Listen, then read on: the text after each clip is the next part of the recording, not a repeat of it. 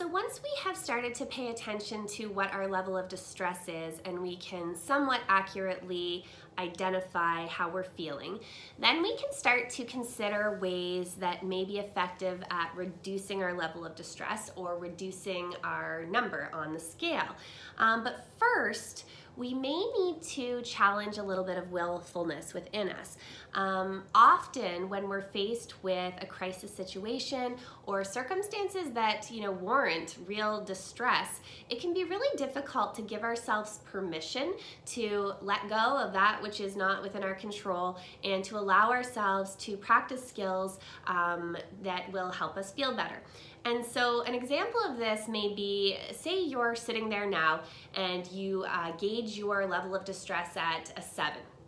And you say, yeah, I'm at a 7. There's a pandemic that's going on around the world.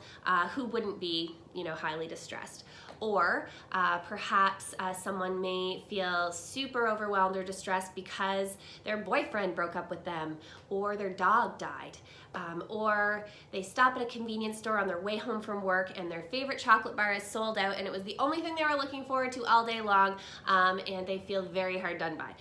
Well, these are all circumstances, depending on the person and what's going on in their life, that could really elicit high levels of distress. And each of these individuals experiencing these things could very easily say, yeah, I have every right to experience this. I am entitled to feel these things.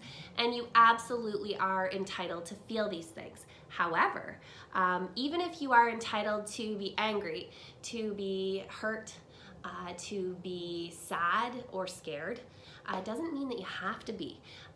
Just because we can find lots of evidence to support the fact that we are entitled to our feelings and to what we're experiencing does not mean that we are not also entitled to relief and to feeling like life is worth living for moments at a time, despite the fact that there may be really uncomfortable circumstances happening around us.